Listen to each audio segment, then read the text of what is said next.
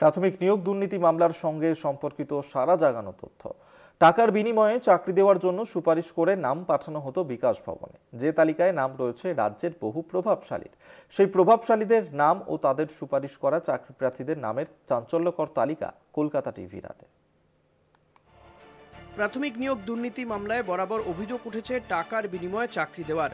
টাকা নিয়ে চাকরি দেওয়ার জন্য রীতিমতো তালিকা তৈরি করে পাঠানো হয় বিকাশ ভবনে। তদন্ত করতে গিয়ে বিকাশ ভবন থেকে সেই সংক্রান্ত চাঞ্চল্যকর নথি পায় কেন্দ্রীয় তদন্তকারী সংস্থা সিবিআই। সেই নথিতে নাম রয়েছে বহু প্রভাবশালীর, যারা প্রাথমিকে টাকার বিনিময়ে চাকরি দিতে চেয়েছিলেন। প্রাথমিক নিয়োগ দুর্নীতি মামলার সঙ্গে সম্পর্কিত সেই সাড়া জাগানো তথ্য কলকাতা টিভির হাতে। কারা পাঠিয়েছিলেন চাকরি প্রার্থীদের নামের তালিকা? সিবিআই তদন্ত বলছে 2016 সালে মোট 321 জন চাকরি প্রার্থীর নামের তালিকা দিয়েছিলেন খোদ তৎকালীন শিক্ষামন্ত্রী পার্থ চট্টোপাধ্যায়। সুপারিশ পুরুলিয়া, তালিকায় নাম 18 চাকরি প্রার্থীর। সুপারিশ ভব, তালিকায় নাম 2 চাকরি প্রার্থীর। সুপারিশ অফিসে আসা নাম, তালিকায় 27 চাকরি প্রার্থীর নাম।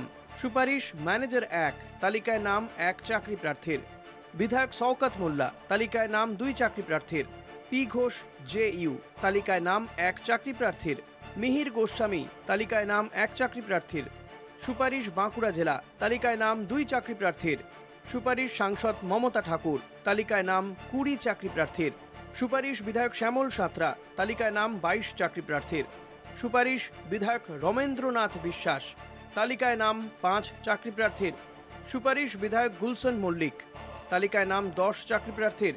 সুপারিশ শম্ভু সরকার পুরুলিয়া, তালিকায় নাম 78 চাকরি প্রার্থীর। সুপারিশ সাংসদ দিব্যেন্দু অধিকারী, তালিকায় নাম 18 চাকরি প্রার্থীর। সুপারিশ ভারতী ঘোষ পুলিশ সুপার, তালিকায় নাম 4 চাকরি প্রার্থীর। সুপারিশ পশ্চিম মেদিনীপুর, তালিকায় নাম 70 চাকরি প্রার্থীর। সুপারিশ বুবাই বেহালা, তালিকায় নাম 2 চাকরি প্রার্থীর। সুপারিশ রাজ চক্রবর্তী, তালিকায় নাম 1 চাকরি প্রার্থীর। তবে এই তালিকায় যাঁদের নাম রয়েছে তারা আদৌ চাকরি পেয়েছেন কিনা তা যাচাই করেনি কলকাতা টিভি।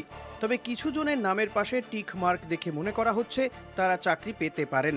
এই সংক্রান্ত আরও তথ্য কলকাতা টিভি আগামী দিনে দর্শকদের সামনে সবিস্তারে তুলে ধরবে। রিয়া মাঝির রিপোর্ট, কলকাতা টিভি।